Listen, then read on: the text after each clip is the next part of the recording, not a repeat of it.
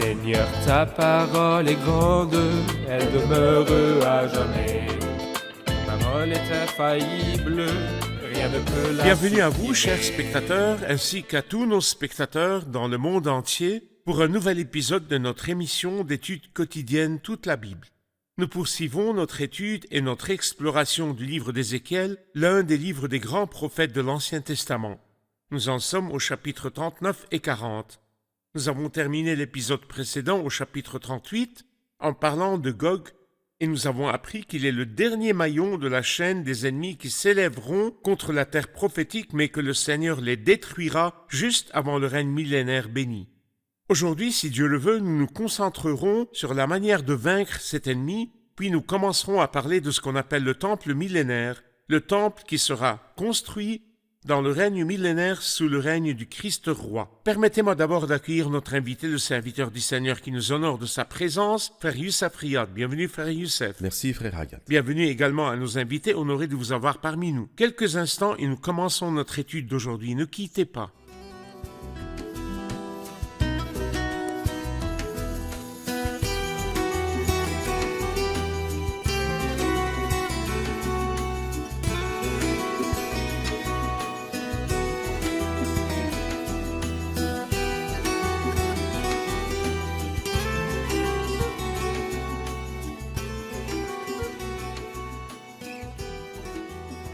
Bienvenue, frère Youssef. Merci beaucoup.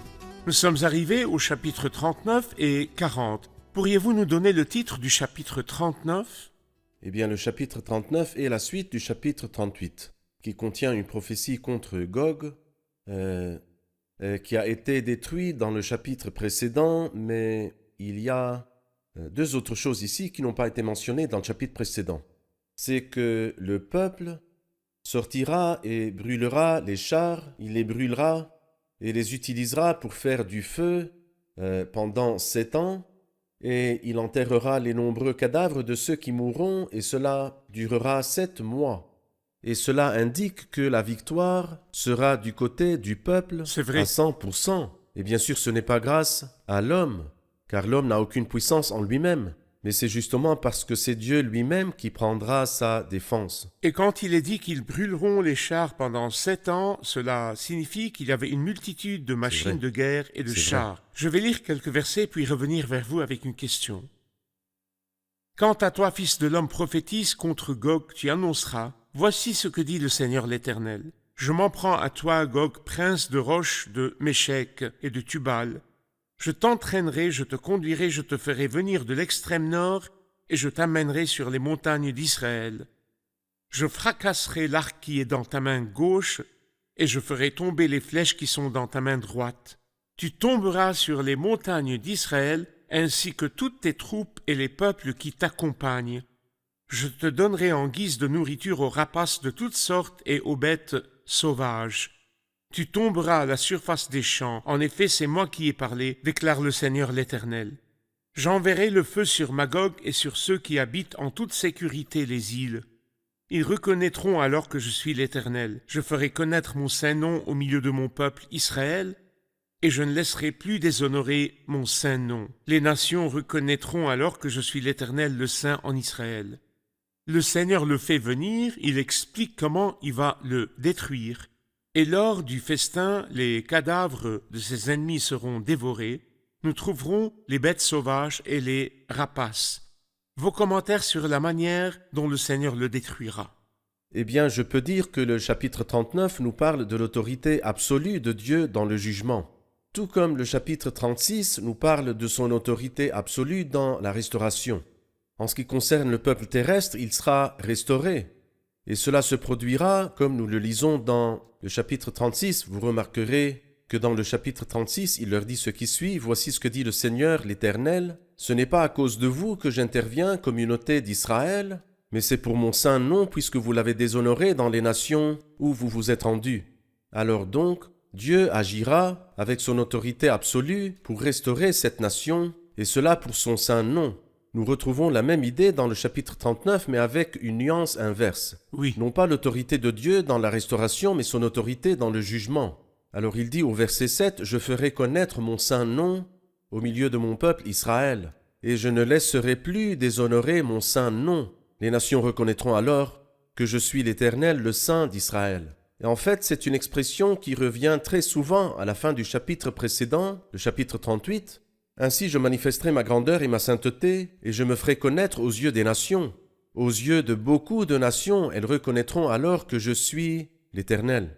Et ici, la même idée se répète, les nations reconnaîtront alors que je suis l'Éternel. Alors Dieu, à travers le jugement, selon le chapitre 39, et puis à travers la restauration, selon ce que nous lisons dans le chapitre 36, se fait connaître comme l'Éternel. Il se fait connaître comme l'Éternel et le fait aussi connaître à son peuple, et il ne laissera plus déshonorer son nom. C'est vrai. Je voudrais vos commentaires sur les versets 11 et les versets qui suivent, surtout que ces versets parlent du cimetière réservé à cet ennemi. Afin de comprendre cette affaire de Gog, la Bible sainte n'a pas regroupé tous les ennemis dans un seul chapitre afin que nous sachions qui vient en premier et qui vient en second. Mais ils sont plutôt dispersés dans toute la Bible sainte selon les mots d'Ésaïe, un peu ici, un peu là, et nous devons faire l'effort Oui, et comparer les textes sacrés afin de comprendre la classification de Gog et Magog. oui, Nous pouvons en déduire que ce Gog et ce Magog ne viendront pas dans la période de 7 ans, mais après l'apparition du Seigneur et après le retour du peuple à la terre. Ils attaqueront un peuple tranquille dans un pays sans protection. C'est ce qui se passera lorsque le Seigneur amènera son peuple de l'exil. le Seigneur aura détruit les ennemis Tous précédents. les ennemis auront été détruits et celui-ci sera le dernier ennemi à être détruit.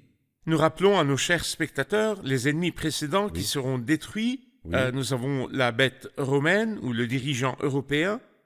Nous avons aussi le prétendu prophète, le chef qui émergera d'Israël. Nous avons aussi le roi du Nord ou l'Assyrien, ainsi que le roi du Sud. Ce sont les protagonistes de la guerre finale. Et en plus, ceux qui viendront de l'Orient. Parfait. C'est-à-dire, personne ne sera exempté de cette bataille.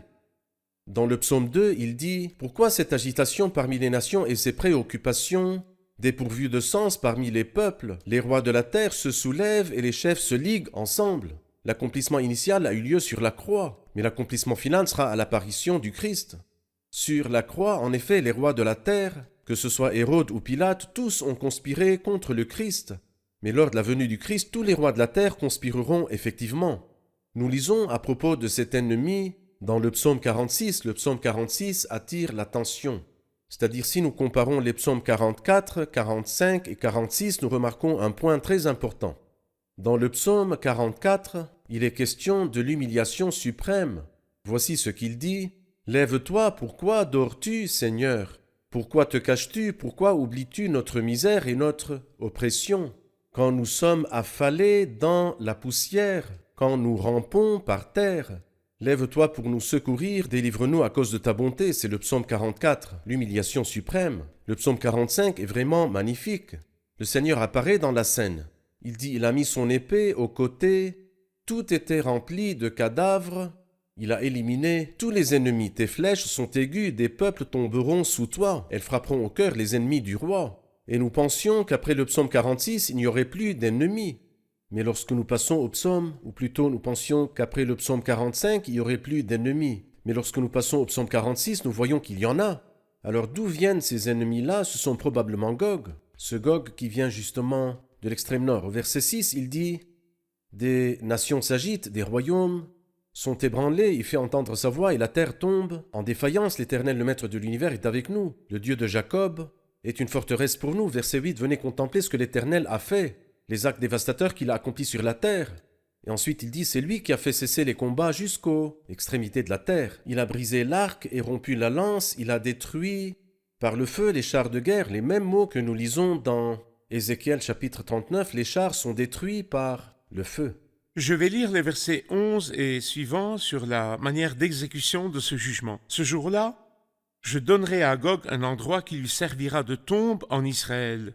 La vallée des voyageurs, à l'est de la mer, elle fermera le passage aux voyageurs. C'est là qu'on enterrera Gog et toute sa foule bruyante, et on appellera cette vallée vallée de la foule bruyante de Gog. La communauté d'Israël les enterrera afin de purifier le pays, et cela durera 7 mois. Toute la population du pays les enterrera, et ils y gagneront en réputation le jour où je manifesterai ma gloire, déclare le Seigneur l'Éternel. Puis ils choisiront des hommes qui parcourront sans cesse le pays, et qui enterreront avec l'aide des voyageurs les cadavres qui restent encore à la surface de la terre pour la purifier. Au bout des 7 mois, ces inspecteurs parcourront le pays, et quand l'un d'eux verra un ossement humain, il mettra un repère à côté de lui jusqu'à ce que les fossoyeurs aillent l'enterrer dans la vallée de la foule bruyante de Gog.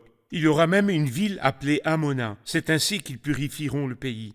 Il est clair ici que la méthode d'enterrement est parfaitement claire pour tout le monde. J'aimerais entendre vos commentaires sur la dernière chose qui a été dite au sujet du nom de la ville Amona, au verset 16.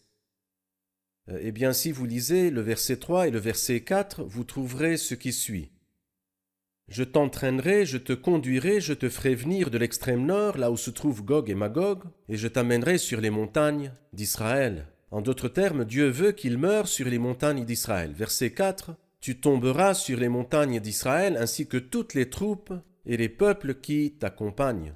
Il nous parle ensuite ici de leur enterrement en terre d'Israël, c'est-à-dire qu'il était venu régner. Cependant, il ne savait pas que cet endroit ne serait pas celui de son royaume, mais celui de sa tombe et son enterrement. Parfait, parfait. Peut-être que le mot Amona signifie multitude et il veut dire que le jugement s'abattra sur un peuple immense. C'est vrai. Le jugement de Dieu sur un peuple immense. Amen. Nous allons voir un reportage puis prendre une question des invités.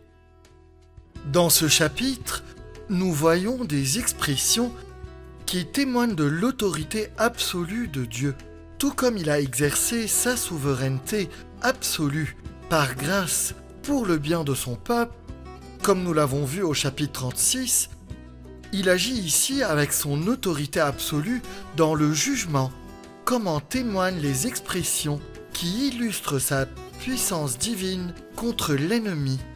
Lorsqu'il lui dit « Je t'entraînerai, je te conduirai, je te ferai venir de l'extrême nord et je t'amènerai sur les montagnes d'Israël. Je fracasserai l'arc qui est dans ta main gauche et je ferai tomber les flèches qui sont dans ta main droite. Je te donnerai en guise de nourriture aux rapaces de toutes sortes et aux bêtes sauvages. » Cet ennemi arrogant, si fier de sa puissance, sera incapable de mener à bien ses plans expansionnistes, car le Seigneur fracassera l'arc qui est dans sa main gauche et fera tomber les flèches qui sont dans sa main droite. Au moment où il s'apprêtera à attaquer, il se retrouvera impuissant et sans défense, car le Seigneur, manifesté en puissance et en gloire pour le bien de son peuple, le détruira, lui et ses armes. Il est dit au verset 17, « Quant à toi, fils de l'homme, voici ce que dit le Seigneur l'Éternel. Dis aux oiseaux, à tout ce qui a des ailes et à toutes les bêtes sauvages, réunissez-vous, venez, rassemblez-vous, de tous côtés pour le sacrifice que je vous offre. Un grand sacrifice sur les montagnes d'Israël. Vous mangerez de la viande et vous boirez du sang. » Quelle est la signification de ce sacrifice?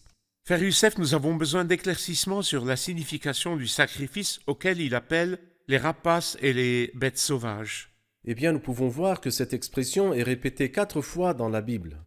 Dans Ésaïe chapitre 34, Ézéchiel chapitre 39, Sophonie 1 et dans l'Apocalypse chapitre 19.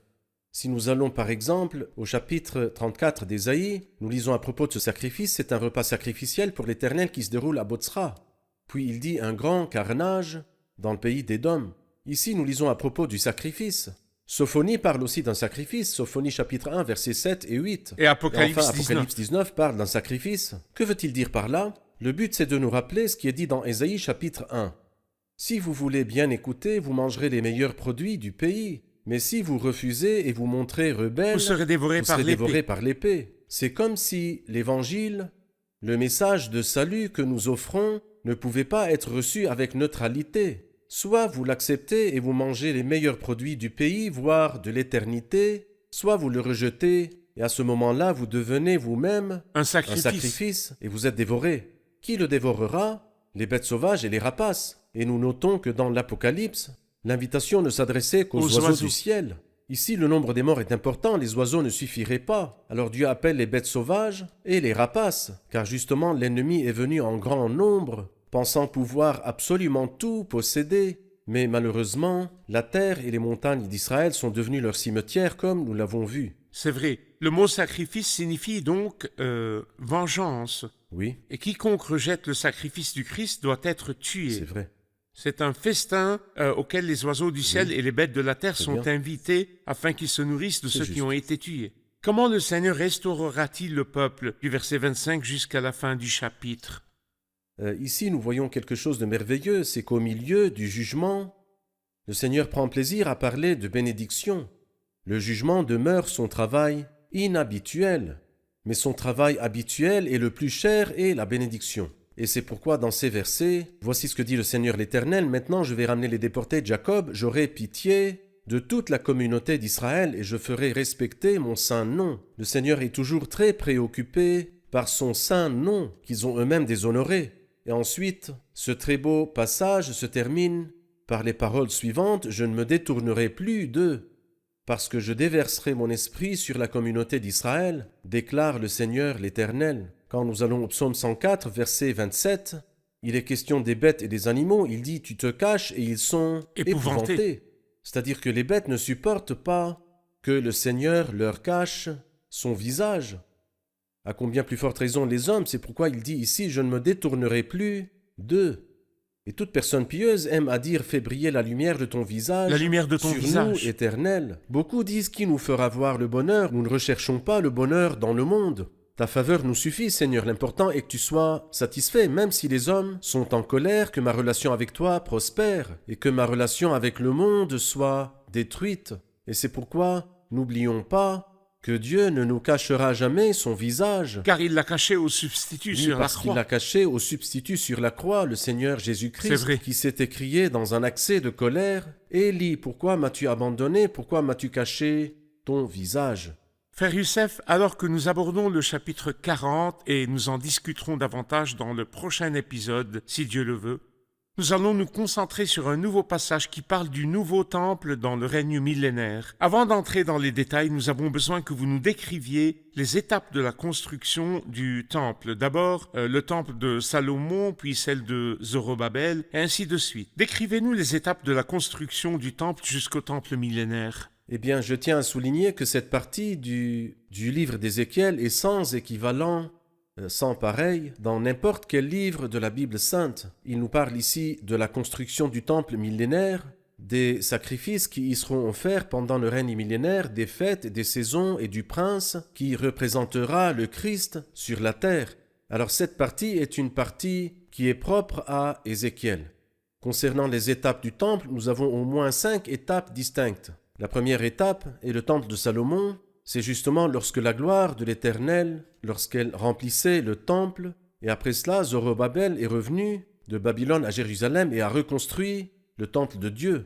Mais comme nous le comprenons du chapitre 3 d'Esdras, ce temple était en fait très modeste par rapport à la gloire du temple de Salomon, à tel point qu'à la vue du temple, les anciens ont pleuré et les jeunes gens se sont réjouis. C'est le temple dans sa deuxième étape, mais après cela, nous lisons dans le Nouveau Testament que le roi Hérode a construit, pendant une durée de 46 ans, a construit le temple même qui était à l'époque du Seigneur Jésus-Christ, mais le Seigneur n'a pris aucun C'est plaisir, vrai. aucune joie dans ce temple. Et lorsqu'il a dit « Il ne restera pas pierre sur pierre, tout sera détruit », les disciples lui ont dit « Seigneur, regarde, ce lieu est orné de pierres et d'objets précieux. » Hérode a fait étalage de magnificence artistique dans ce temple. Mais le Seigneur ne veut pas d'art architectural. C'est vrai. Alors que les cœurs sont corrompus, il veut plutôt des cœurs humbles, il veut des cœurs qu'il aime. Dans le futur, le temple sera reconstruit 2 fois. Une fois par le prétendu prophète après l'enlèvement de l'Église, mais Dieu n'y prendra aucun plaisir et ce n'est pas seulement ça, il ne l'approuvera même pas. Car dans le temple de Dieu, comme nous le comprenons dans 2 Thessaloniciens, L'abominable chapitre dévastation. 2, il y aura en fait une idole de la bête, et l'abominable dévastation sera établie dans le lieu saint, et ce temple sera à ce moment-là détruit, et le Seigneur, pendant le règne millénaire, comme nous le comprenons de Zacharie chapitre 6, reconstruira ce temple dont les détails seront trouvés du début du chapitre 40 d'Ézéchiel jusqu'à la fin. Ainsi, après nous avoir présenté les 5 étapes de la construction du temple, qui ont commencé avec le temple de Salomon et se sont terminées avec le temple millénaire, termineront et c'est si Dieu l'objet le de veut. notre étude que nous aborderons plus C'est tard. vrai. Je vais lire quelques versets du chapitre 40. La 25e année de notre exil, au début de l'année, le 10e jour du mois, 14 ans jour pour jour après la prise de Jérusalem, la main de l'Éternel a reposé sur moi et il m'a transporté dans le pays d'Israël. Il m'y a transporté dans des visions divines et m'a déposé sur une montagne très haute. Du côté sud, on y trouvait comme les bâtiments d'une ville. Il m'y a transporté et j'ai vu un homme dont l'aspect ressemblait à celui du bronze. Il tenait un cordon en lin et une canne servant à mesurer. Il se tenait à l'entrée. Cet homme m'a dit, « Fils de l'homme, observe bien de tes yeux et ouvre bien tes oreilles. Fais attention à tout ce que je vais te montrer. En effet, si tu as été amené ici, c'est pour que je te le montre. Rapporte tout ce que tu verras à la communauté d'Israël. » Pourquoi, frère Youssef, la date est-elle mentionnée au début du chapitre 40? Elle est précisée. En effet, ce qui attire l'attention, c'est que cette prophétie, où la date a été précisée, n'est pas du tout la dernière prophétie qui apparaît dans le livre d'Ézéchiel, mais elle apparaît plutôt à la fin. C'est-à-dire, par exemple, si nous revenons au chapitre 29, au verset 17, dans ce verset, il dit « La 27e année, le premier jour du premier mois », ici, il parle de la 25e année. Ici, il parle de la 25e année. Oui, je veux dire que dans le chapitre 29, il parle du jugement de l'Égypte. C'est la dernière prophétie. Mais en raison de l'importance de cette prophétie, il l'a placée en dernier, afin qu'il nous explique d'une manière détaillée ce qu'il nous donnera bien plus tard. Cette prophétie n'est donc pas la dernière chronologiquement, mais elle a été placée en dernier en raison de son importance bien particulière. Vous avez mentionné plusieurs dates dans le livre d'Ézéchiel et dit que l'ordre chronologique n'est pas suivi, mais qu'il y a l'idée morale. Je pense que c'est la dernière référence. Exactement. Il parlera ensuite du temple et ce sera la fin du fil conducteur moral. Parfait. C'est juste. En parlant, il dit « La main de l'Éternel a reposé sur moi et il m'a transporté dans le pays d'Israël ». L'expression « la main de l'Éternel a reposé sur moi ». En fait, la première fois que nous lisons l'expression « la main de Dieu », c'est dans Ézéchiel 1:3. Et voici la dernière fois. Et le nombre de fois qu'elle apparaît dans le livre d'Ézéchiel est 7 fois. Les 7 fois commencent au chapitre 1, au verset 3, et puis elles se terminent au verset 1 du chapitre 40. Et en fait, la main de Dieu est une très belle expression. En fait, sans la main de Dieu, sans sa main avec nous et sur nous, nous ne pouvons rien faire. Bien sûr, elle ne repose pas sur nous pour le jugement. Non pas pour le jugement, mais par exemple, comme il est dit, « La bonne main de mon Dieu avait reposé sur moi ». Néhémie utilise souvent cette expression. « On me l'a accordé, car la bonne main de Dieu reposait sur moi ». Il est beau de sentir la main de Dieu reposer sur nous. Et lorsque nous faisons quelque chose, nous sommes capables parfois de faire des choses, mais lorsque j'ai l'impression de les faire tout seul, je me sens frustré, je ne veux rien faire tout seul. Dans 1 Corinthiens 3, l'apôtre Paul dit « Nous sommes ouvriers avec Dieu ». Le plus important, ce n'est pas de travailler ensemble, mais c'est plutôt de travailler ensemble avec Dieu. En fait, il est très important de sentir que vous travaillez alors que Dieu est avec vous et que vous travaillez avec lui. Parfait. Prenons une dernière question des invités. Chapitre 40, verset 3. Il m'y a transporté et j'ai vu un homme dont l'aspect ressemblait à celui du bronze. Il tenait un cordon en lin et une canne servant à mesurer. Il se tenait à l'entrée. Qui est l'homme dont l'aspect ressemblait à celui du bronze? Frère Youssef, allez-y. En fait, nous pouvons voir cet homme-là comme une image du Saint-Esprit qui montrera à Ézéchiel, et pas seulement Ézéchiel, mais aussi, voici ce qu'il dit au verset 4, rapporte tout ce que tu verras à la communauté d'Israël. Je vois en lui une image du Saint-Esprit. Et en effet, dans l'Ancien et le Nouveau Testament, il y a 7 personnages qui font référence au Saint-Esprit. Et ces personnages sont en fait anonymes. Le premier personnage est dans Genèse 24, et c'est le serviteur d'Abraham qui a été envoyé par le Père afin de trouver une épouse pour le Fils, une image du Saint-Esprit. Il y a aussi l'intendant de Joseph, qui s'occupait des frères de Joseph, est une image de l'intervention du Saint-Esprit avec le reste pieux durant la grande tribulation.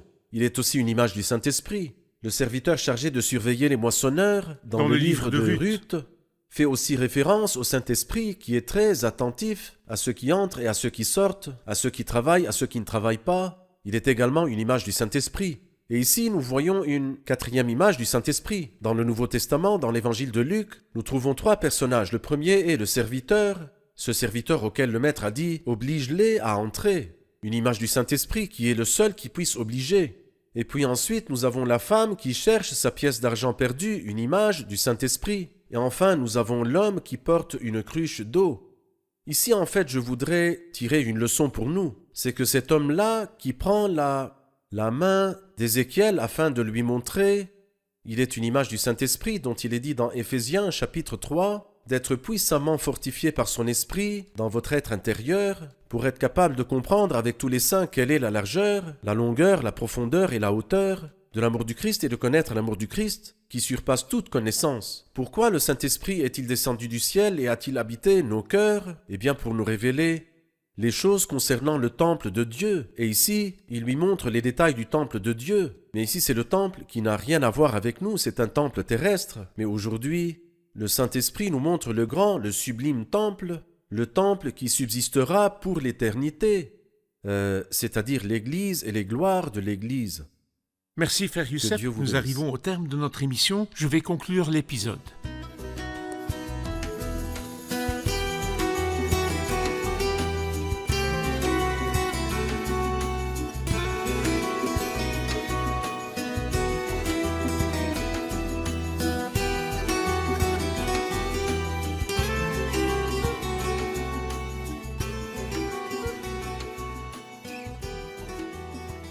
Chers spectateurs, dans l'épisode d'aujourd'hui, en particulier dans le chapitre 39, nous avons appris qu'il y a un jugement de Dieu, un jugement final sur le dernier d'une série d'ennemis qui ont attaqué le peuple de Dieu et la terre prophétique. Ce jugement est représenté par le jugement de Dieu contre Gog.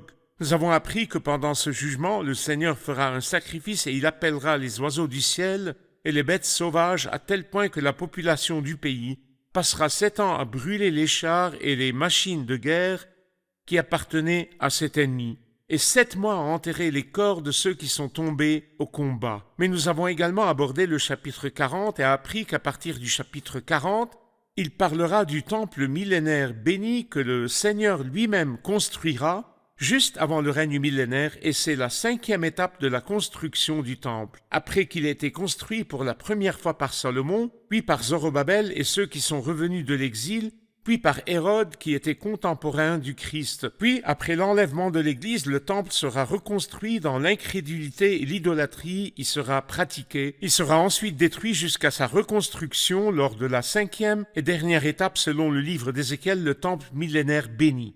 Vous souhaitez en savoir plus sur le temple millénaire béni? Vous souhaitez savoir à quoi il ressemblera? Quelle sera sa forme? Quels seront les détails de sa construction? Rejoignez-nous dans les prochains épisodes où nous parlerons plus en détail des dimensions, des proportions et de la forme du temple millénaire béni. Je vous quitte, chers spectateurs, en vous confiant à la grâce du Tout-Puissant et que le Seigneur soit avec vous.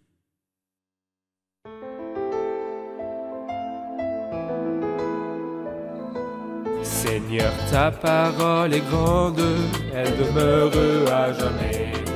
Ta parole est infaillible, rien ne peut la supprimer.